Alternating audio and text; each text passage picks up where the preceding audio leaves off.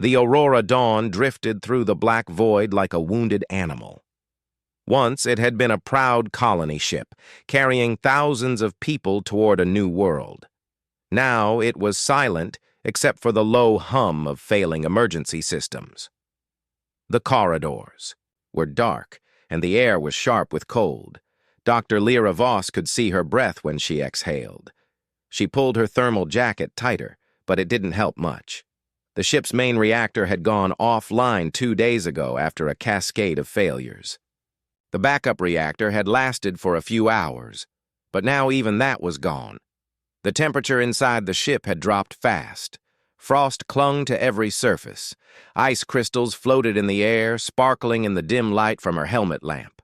It was beautiful in a deadly way, like diamonds scattered in a tomb. Lyra's boots crunched on a thin layer of frost as she walked toward the medical bay. She had one goal: check on the injured pilot, Ethan Hale. He had been caught in a blast door, malfunction when the first system failures started. His left leg was damaged and he could not move quickly. When she reached the med bay, she saw him lying on the cot, wrapped in a thin emergency blanket. His lips were pale. He was shivering so hard that the cot shook. "Ethan," she said, kneeling beside him. "How are you feeling?" He tried to smile, but his teeth chattered. "Like a frozen popsicle in space." She checked the medical scanner. His body temperature had dropped dangerously low. If it went lower, he would slip into hypothermia, then unconsciousness. And then worse. Her own hands were shaking now, not from fear, but from the cold creeping into her bones. She knew they couldn't keep the med bay warm. The insulation was too thin, and the little emergency heater had already burned through its last fuel cell. Lyra looked at him, then at the empty bunk in the corner. Her mind calculated the options. But there weren't many. The human body gave off heat, and right now, their best chance to survive was to share it. She hated how awkward it sounded, but there was no time for hesitation. "We're going to freeze," she said sharply. "Get in my bed now." Ethan blinked at her, confused. "What?" "Body heat," she explained quickly. "If we're together under the insulation, we'll keep each other warm. Otherwise—" She didn't finish the sentence. Ethan hesitated for only a moment before nodding. "All right, let's do it." She helped him off the cot, his injured leg slowing them down. Together they climbed into the bunk, pulling every blanket, sheet, and spare piece of clothing over themselves. It wasn't comfortable. The bunk was small, and the metal frame was ice cold against their feet. But slowly, very slowly, she could feel warmth building between them. For a while they stayed silent, listening to the creaks of the freezing ship. Somewhere far away, a section of the hull contracted with a loud pop. Lyra closed her eyes and tried to push away thoughts of failure. Ethan broke the silence. "Any word from the rest of the crew?" She shook her head. "The main comms are down. I found a portable unit, but the signal is too weak. I'm getting bits of static. Maybe voices.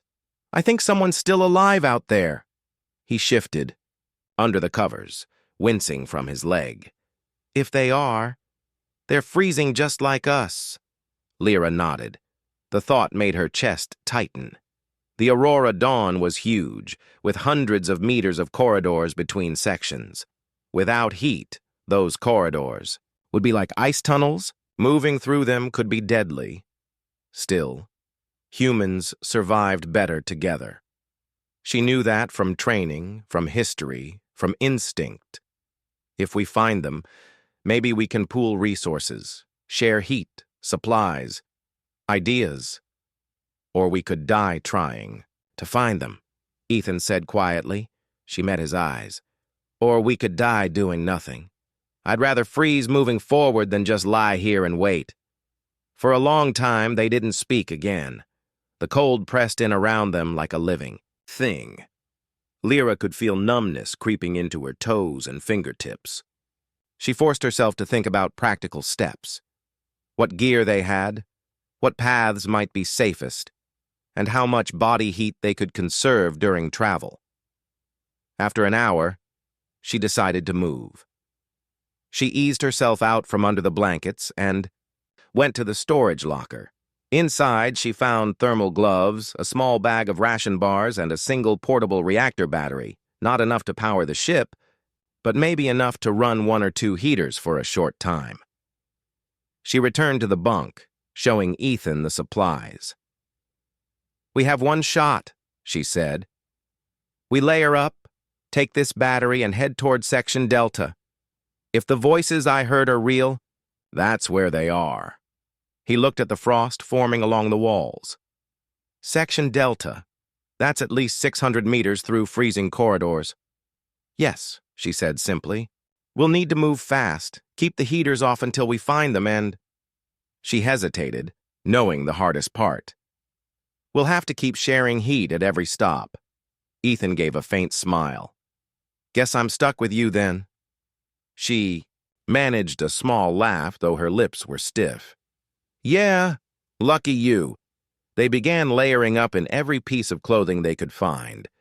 Lyra wrapped Ethan's injured leg in insulation foam, then strapped on a knee brace. She filled a thermal flask with the last of the lukewarm water from the med bay. Before they left, she glanced around the room, the frost on the cabinets, the silent medical equipment, the shadows stretching along the walls. It felt like a place already claimed by the cold. She turned to Ethan. "Ready?" He nodded. "Let's find them before we turn into statues."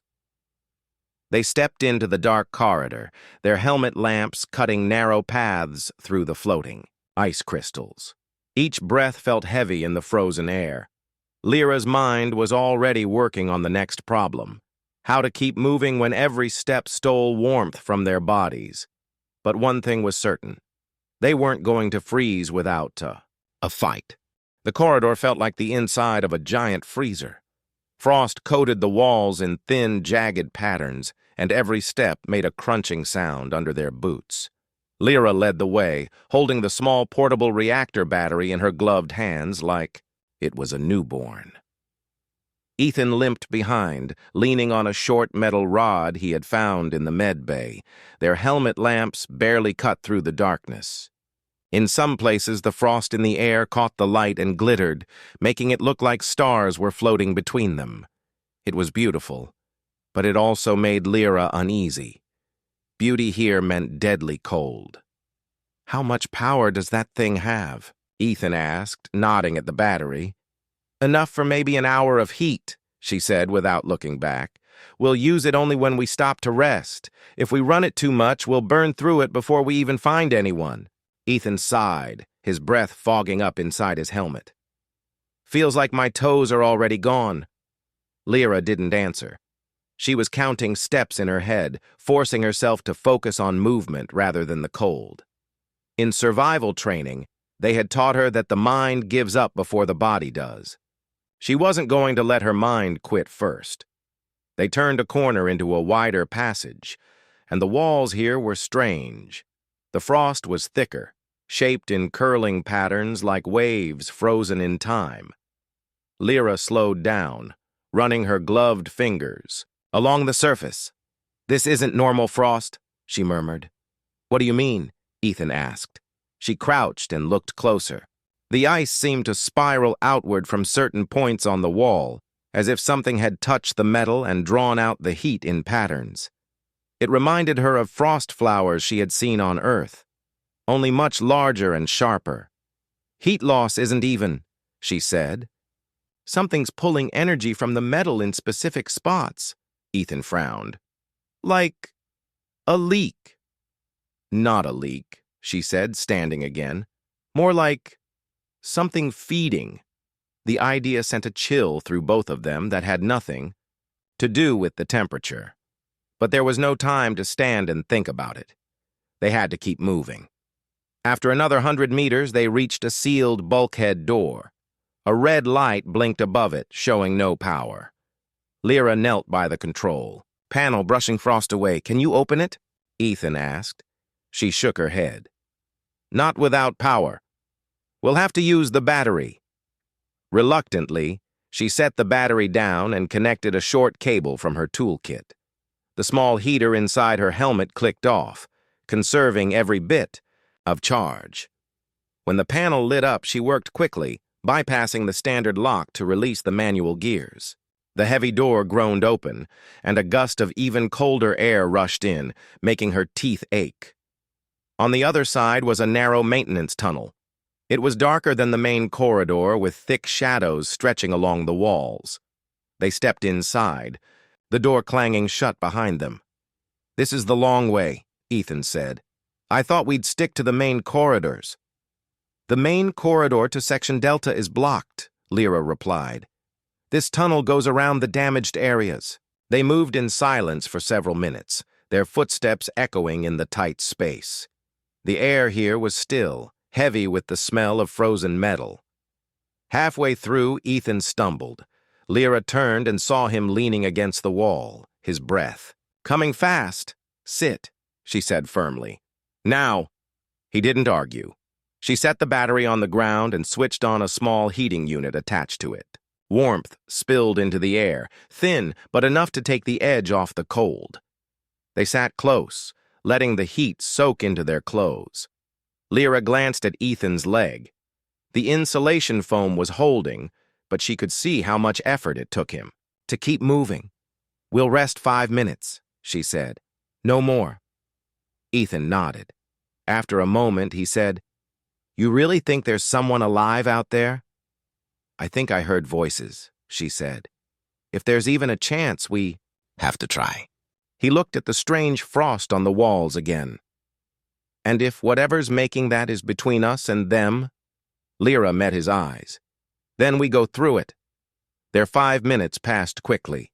She shut off the heater, packed the battery away, and they pushed on. The tunnel curved downward, and soon they found themselves in a part of the ship neither of them had seen before. The frost patterns here were even stranger, thicker, almost glowing faintly in the light, and then they both froze. At the far end of the tunnel, something moved. It was hard to see through the drifting ice particles, but the shape was wrong. It wasn't a person. It was tall and thin, almost like a ribbon of shimmering air wrapped in frost. Ethan's voice was low. "What? Is that?" Lyra's instincts screamed at her to back away, but she forced herself to study it. The creature didn't move toward them. Instead, it glided along the wall, and where it touched, frost bloomed instantly. "It's feeding on heat," she whispered. The thing paused, as if it had heard her. Then slowly it turned in their direction. The frost around it deepened, crawling along the floor toward them. "Move!" she hissed. They backed away, then turned and started down the tunnel as fast as they could. Ethan's limp slowed them, but adrenaline kept them moving. When they reached the next bulkhead, Lyra slammed the manual lock into place. The frost on the other side of the door was already spreading across the metal. Breathing hard, Ethan said, "I'm guessing that wasn't in the training manual." "No," Lyra said, eyes still on the door. "But now we know why the ship's losing heat so fast." She looked at the battery in her hands and then at the tunnel ahead.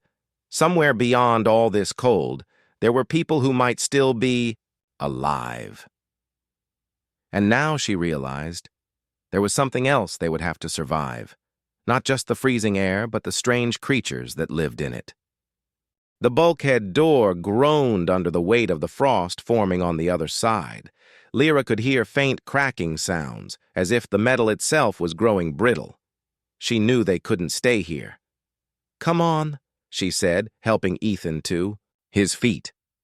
"We have to move before it gets through." Ethan's breath was shaky. "Do you think it can open doors?" Lyra adjusted the strap of the battery on her shoulder. "I don't know, and I don't want to find out."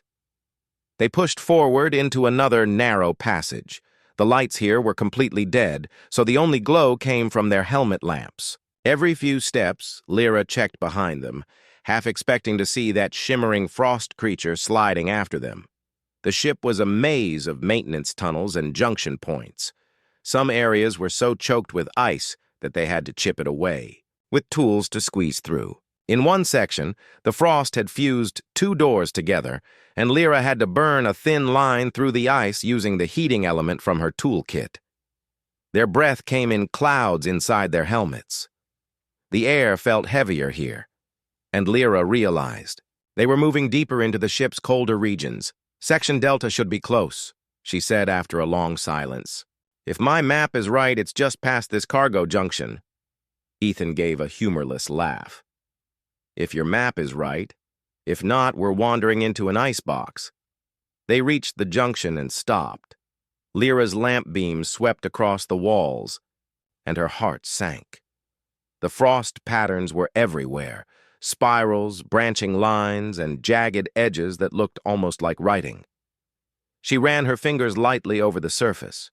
The ice felt strange, dry and brittle, not smooth like normal. Frost. She pulled her hand back quickly, noticing the cold had bitten deep into her glove in just a second. Ethan noticed her expression. "It's them, isn't it?" Lyra nodded. "They've been here. Maybe recently." A faint sound drifted down the corridor ahead, a soft tapping like ice breaking. Both of them froze, straining to listen. It came again, closer this time. "Move," Lyra whispered.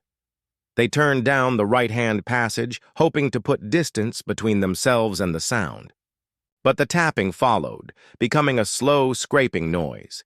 Ethan's limp was slowing them too much. Without a word, Lyra pulled his arm over her shoulder and half supported him as they moved. They came to a large storage bay. The door was half open, stuck in place by a wedge of ice. Inside, shadows stretched across stacks of frozen crates. Lyra hesitated at the doorway, scanning the room. No movement, no sound but their breathing. "In here," she said. They slipped inside, forcing. The door shut behind them. The temperature was brutally low. Even through her gloves, Lyra could feel the sting of the cold metal when she touched it. She set the battery down and connected it to a portable heating unit. A faint orange glow lit the space around them, casting long shadows over the frozen cargo. Ethan sat on a crate, rubbing his hands together. "If those things feed on heat, won't this just attract them?" Lyra nodded. "That's why we won't stay long, just enough to stop our fingers from going numb completely." They sat close to the heater, silent for a few moments. Lyra's mind kept turning over what she'd seen, the frost patterns, the creature's movement, the way it reacted to warmth. She had no doubt now. The ice wraiths, as she was starting to call them in her head, were drawn to energy sources, and humans were walking heat sources. A sudden noise shattered her thoughts. A soft hiss, like steam escaping. It came from somewhere in the shadows of the storage bay. Lyra killed the heater instantly, plunging them into darkness except for their helmet lamps. The hiss came again, followed by a faint shimmer in the air. Her stomach tightened. The creature was inside the bay. She grabbed Ethan's arm. "We're leaving! Now!" They moved toward the far exit, their boots crunching softly on frost. The shimmering shape drifted between two cargo stacks, the frost around it spreading, in delicate spiderweb patterns. Lyra didn't look back again. She focused on the far door, pulling Ethan along. The scraping sound grew louder behind them, and she could feel the air getting even colder. They reached the exit and found the door jammed with ice. Lyra yanked at it, but it didn't move. She pulled out the heating element from her toolkit, pressing it against the frozen seam. The ice hissed and cracked, melting just enough for the door to groan open. They slipped through and slammed it shut behind them. For a long moment, they just stood there in the narrow passage, breathing hard. Ethan spoke first. "That thing, it wasn't just wandering. It was hunting." Lyra didn't answer immediately. She adjusted the battery strap on her shoulder, her mind racing. The creatures weren't mindless, at least not entirely. They seemed to move with purpose. We can't just wander into Section Delta blind, she said finally. If those people are still alive, the wraiths will be near them. The heat would draw them in. Ethan's jaw tightened. So what's the plan? She thought for a moment. We'll need a way to distract them. Something warmer than us. Warmer than us? He gave a short laugh. You mean like the reactor? Lyra's eyes narrowed. Exactly, but a portable version. We can rig this battery to create a heat spike in another part of the ship. Draw them away. And if they don't take the bait? She glanced back, down the dark passage they had just come from. Then we run faster. They continued on, passing through more frozen corridors. Every shadow looked like it might move. Every sound made them tense. After another 20 minutes, the narrow passage opened into a larger hallway. The frost here was thinner, and faint light flickered ahead, real light from a working lamp. Lyra's heart jumped. We're close. They followed the light, and soon they heard it. Faint, but unmistakable. Human voices. Hope surged through the cold, pushing them forward. They didn't know yet that reaching the survivors would be the easy part. Keeping them alive, that was going to be far harder. The flickering light ahead pulled Lyra and Ethan forward. Each step was slow for Ethan, but the sound of voices gave them strength. It meant they weren't alone. As they rounded the last corner, the hallway opened into a small habitation module. A single emergency lamp cast a pale yellow glow over a cluster of figures huddled together under layers of blankets. There were 3 of them, 2 men and 1 woman. All looked pale, their faces drawn tight from cold and hunger. When Lyra and Ethan stepped inside, the survivors startled, eyes wide with fear. One of the men even gripped a broken metal pipe like a weapon. It's all right, Lyra said quickly, raising her hands. We're human. We came from the med bay. The woman, her lips cracked and dry, spoke first. You made it here alive? Through the frost corridors? We did, Lyra said, lowering her hands. But we weren't alone out there. The 2 men exchanged a glance. The one with the pipe asked, You saw them, didn't you? Ethan eased himself down onto a crate, wincing at his leg. We saw one. Looked like frost that could move. And it was hungry. The woman nodded slowly. We call them ice wraiths. They've been here for days, maybe longer. Ever since the first systems failed, they've been feeding on what little heat is left. Lyra stepped closer. Do you know what they are? Where they came from? No one knows, the woman said. But they're not just random creatures. They're smart. They know where the heat is, they follow it. And they're fast when they want to be. One of the men added, We tried using the heaters to stay warm, but every time we turned them on, the wraiths came. We had to shut everything down just to survive this long. Lyra's mind worked quickly. So they're tracking heat spikes. That means we can distract them. Ethan gave her a look. That was your plan earlier.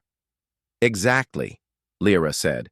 If we create a stronger heat source somewhere else, they might leave this area long enough for us to reach the reactor bay. The man with the pipe shook his head. Even if you get there, the core's too cold to restart without special equipment. The AI's offline. No automated systems will help you.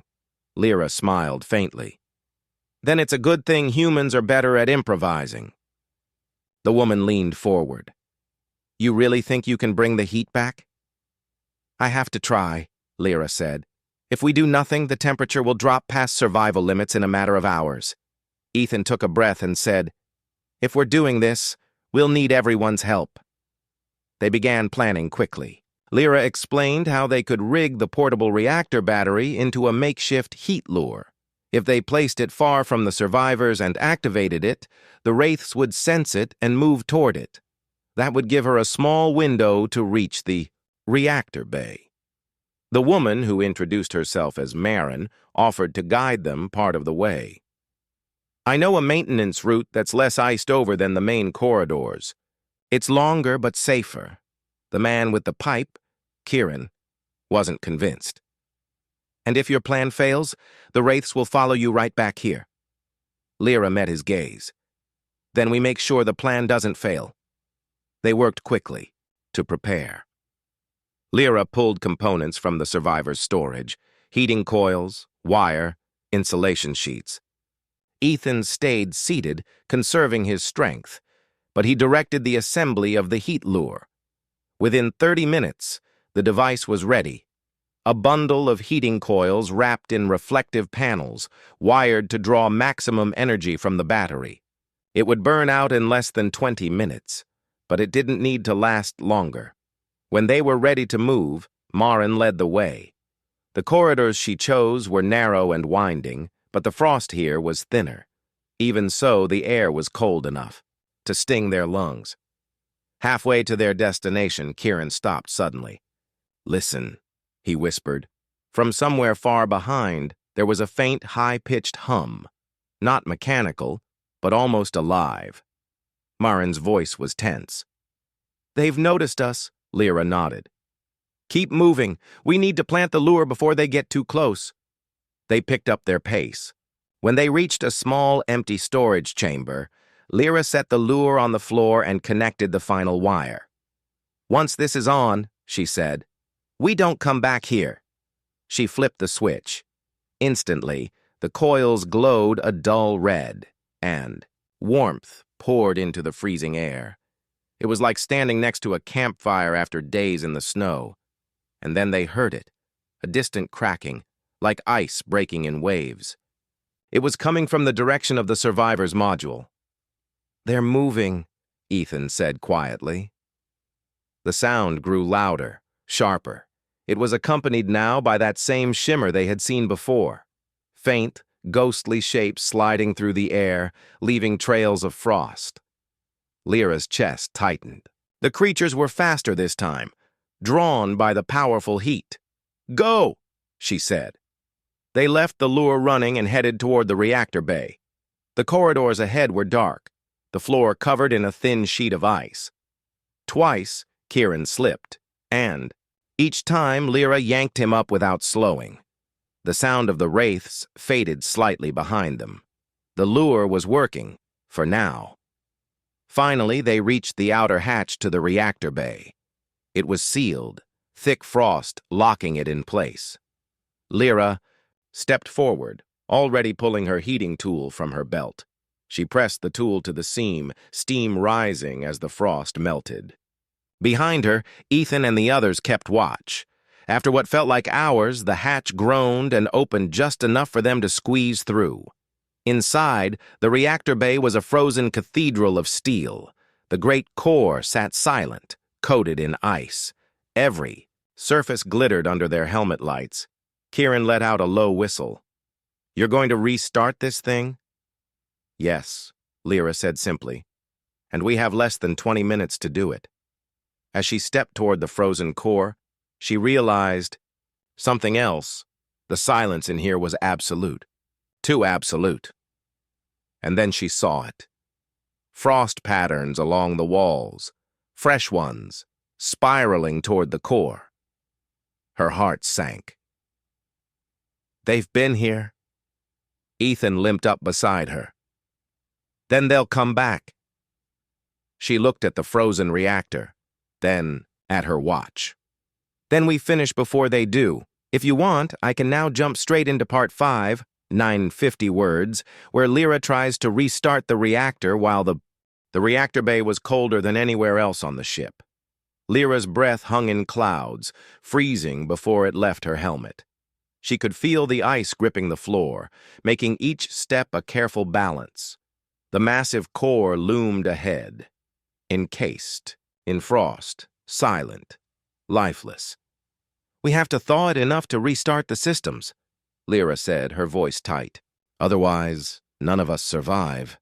Ethan limped beside her, carrying a small toolbox. "And we have how long?" 20 minutes, maybe less," Lyra said, glancing at the heat lure they had left behind. "The wraiths will follow the spike of energy. They won't stay gone forever." Marin and Kieran had stayed behind at the hatch to watch the corridor. Lyra glanced back briefly and saw their shadows flickering against the walls. She wished she could slow down, take a breath, but there was no time. She set the portable heater near the core and connected it to the battery. Sparks flew as the frozen cables hissed, melting frost and steam rising in clouds. Lyra's gloves were already stiff from the cold, but she ignored the pain, working quickly to clear the main access panel. "Core's frozen solid," she muttered, running her hands over the metal. "I need to get the control rods free before the reactor will take a charge." Ethan knelt beside her, passing tools. "Careful," he warned. "If you crack anything, it's over." Lyra nodded, her teeth chattering. Every second counted. Her fingers felt clumsy, the numbness creeping higher into her hands. She focused on the work, forcing her mind to block out the pain. Outside the bay, faint scratching noises echoed from the corridors. The wraiths were coming back. She could feel it in the air, a subtle drop in temperature, a shifting of frost patterns toward the entrance. "Almost there," Lyra whispered. The first control rod came free, encased in a thick layer of ice. She used the heating tool to melt it enough to slide it into position. Sparks flew as it clicked into place. "Good," Ethan said. "Now the second?" She reached for it, but a shiver ran through her body. Frost had started forming on the inside of her helmet visor. The heat from the portable heater was barely enough to keep her fingers working. Come on," she muttered. The second rod was stuck. Ice clung stubbornly, refusing to melt. Lyra tapped it with her tool, then pressed the heater closer, steam hissing around her gloves. Slowly, it began to slide. Behind them, a low rumble echoed through the corridor. The wraiths had arrived. Lyra could see their faint shimmer moving against the lights at the bay entrance. "Almost there," she said, louder this time, trying to push Ethan's attention. "Just a few more seconds." Her hands were shaking now, the cold almost unbearable. Sweat mixed with the frost on her forehead, but finally, with one last careful push, the second rod slid into place. "Now!" she shouted. Ethan flipped the switch. The reactor core shuddered as power slowly began to flow. Lights flickered across the bay. Warmth spread in tiny waves, but it was weak, not nearly enough to reach the corridors. Lyra ignored it. The core had to stabilize first. Outside, the wraiths paused at the edge of the corridor. Something in the new energy drew them toward the portable heat lure. They moved in a wave-like glide drawn to the distraction, leaving the corridor outside mostly empty. "Go now!" Lyra yelled. "Everyone into the bay!" Marin and Kieran pushed the other survivors inside, slamming the hatch behind them. The heat from the core was slow but steady. The bay started to thaw, tiny droplets forming along the walls. Lyra could feel warmth creeping up her arms. "Stabilizing," she whispered, checking the readouts. "Core is holding." Ethan breathed a long sigh of relief, leaning against the wall. "We did it." Lyra glanced at the monitors. The ship's systems were slowly coming back online. Gravity was flickering, lights were returning to the corridors, and air circulation began to improve. Warm air flowed faintly through the bay, carrying away the worst of the frost. But the danger wasn't over. The wraiths were still out there. They had taken the bait, but they weren't gone. Lyra could see faint shimmer lines moving down the corridor toward the lure, their movements calculated and almost intelligent. "We have to finish rerouting the power," she said, "or they'll come back here and drain everything again." Working fast, she guided Ethan and the others through the process. They set temporary power lines to the main systems, diverting energy carefully. Marin and Kieran helped with insulation, panels keeping the heat focused. Minutes passed like hours. Each spark and hiss of energy made Lyra's heart jump. She knew the wraiths were circling, but the lure held them far enough away for now. Finally, after what felt like a lifetime, The main systems roared back to life. Gravity returned fully. Lights filled the hallways. The emergency alarm systems blinked and then went silent. Warm air flowed freely, melting frost in its path. Lyra sank to the floor, exhausted. Ethan collapsed beside her, leaning against her shoulder. Around them, the survivors breathed in relief, eyes wide at the sudden warmth and light. Marin smiled, tears in her eyes. "You did it, all of you. We're alive." Kieran grunted, his usual stoic expression softening. "I didn't think we would make it." Lyra shook her head, still shivering. It wasn't luck. It was humans, figuring it out when nothing else worked. Outside, the shimmer of the wraiths faded as the heat of the restored ship overpowered their feeding instincts. They hovered near the old lure, confused and drawn into a corner of the cargo bay. Slowly, one by one, they dissipated into thin mist. Ethan laughed softly, a sound Lyra had never heard from him before. "Looks like humans are just too warm to fail." She managed a small smile. "Exactly. That's why we survive where machines and creatures fail. Adaptation, instinct, and stubbornness. That's us." For the first time in days, the bay felt safe. Warmth filled the air, melting frost from walls and floor. Lyra knew there would still be work to do, restoring full power, checking every section, making sure no wraith had survived. But for now, they had won. And in the heart of the Aurora Dawn, humans had proven that no cold, no darkness, no unknown threat could match their ingenuity. The heat spread slowly through the Aurora Dawn, chasing the last traces of frost from walls, floors, and ceilings. Lyra wiped her gloved hands across her face, feeling warmth return to fingers that had been nearly numb for hours. She closed her eyes for a moment and let herself breathe freely, the cold no longer pressing on her chest. Ethan leaned against the wall beside her, still weak from his injury and the long crawl through freezing corridors. He looked around the reactor bay, amazed by the restored lights, the hum of power, and the gentle warmth filling the air. We actually did it," he said quietly. Lyra nodded. "We did, but it's not just us. Everyone had a part. Humans survive because we work together, even when the odds are impossible." Outside the reactor bay, Marin and Kieran checked the corridors. The shimmer of the ice wraiths had completely disappeared. The lure they had left in the storage chamber had drawn them far enough away, and now the ship's full heat systems were too strong for them to survive. Marin laughed softly, a sound of relief Lyra had not expected to hear in weeks. "It's like waking from a nightmare. I can't remember the last time I felt heat like this." Lyra glanced around at the group of survivors. 3 of them, huddled in blankets, looked at her with admiration and exhaustion. "We need to check every section of the ship," she said. "The wraiths may be gone, but the ship still has damage. We have to make sure life support and communications are fully operational." Kieran frowned but nodded. "We've done worse. We can do this." The group split up, moving through the corridors in pairs. Lyra and Ethan went together, careful of his injured leg.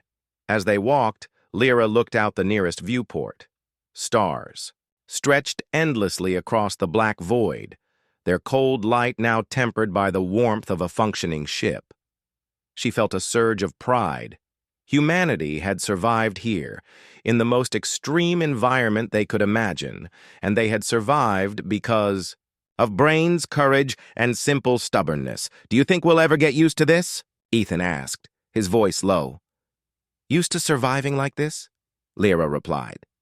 "No, but we learn. Humans always adapt. That's why we last." They reached a junction where frost still lingered on the walls, but the temperature was rising fast. Lyra's scanner picked up minor leaks in several sealed doors.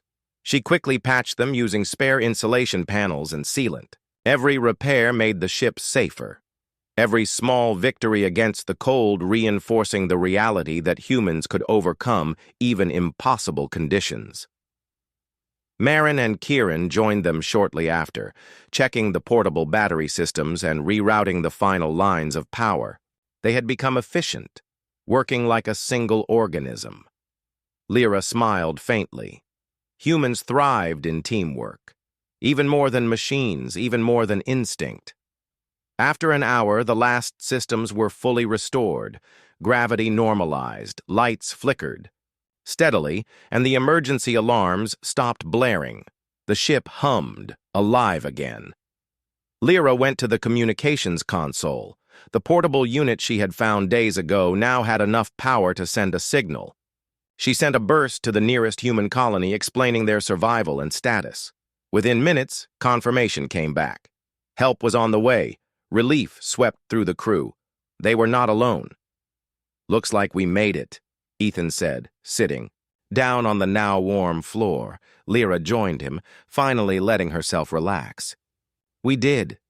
But remember, the Wraiths could come back if another system fails. We've bought time, not eternity. That's why humans have to keep thinking, keep solving, keep surviving." The survivors gathered in the mess hall, sipping warm water and sharing food from emergency rations. The room was quiet at first, then laughter began to spread. Small, relieved, human laughter. They were alive, cold behind them, warmth restored and danger past. Marin looked around, eyes shining. "I can't believe it. After all that, we're still here, together." Lyra smiled. "That's what survival is. Not just luck. Not just strength. Humans survive because we refuse to give up. We improvise. We help each other. We fight in ways machines can't, in ways creatures can't understand. That's what keeps us alive." Ethan leaned back and laughed softly. "You really have a way of making freezing to death sound like an adventure." Lyra rolled her eyes, smiling despite the exhaustion. "Maybe, but it's true. If we'd waited for someone else to save us, we wouldn't be here. Humans saved themselves. Every one of us." Outside, the ship's hull reflected the distant starlight, now bathed in a soft glow from the restored lights. The ice wraiths were gone, dissipated by human ingenuity and the warmth humans could provide. For the first time in days, the Aurora Dawn felt like a home again, not a tomb drifting through frozen space. As the crew settled, Lyra took one last walk to the viewport. She looked out at the void, and for a moment, she let herself imagine the new worlds waiting for them, places humans could reach, survive, and thrive. She realized then that the cold, the darkness, and the unknown had only proven one thing. Humans were made for challenges like this. In the heart of the ship, Ethan joined her. "You're thinking about the next journey already?" "I am," Lyra said, "because humans don't just survive once. We survive again. And again. That's who we are."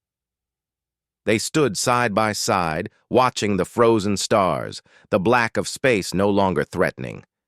They had beaten the cold, outsmarted the unknown, and reclaimed their ship.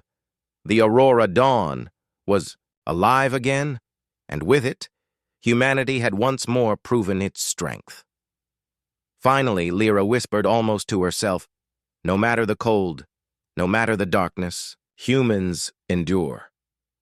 Ethan nodded, smiling. "Yeah, we endure." And in that quiet, warm moment drifting through space, the crew of the Aurora Dawn knew that together, humanity could face anything, ice, darkness, or even creatures beyond imagination, and still survive. The ship hummed around them, alive and warm. Humanity had won,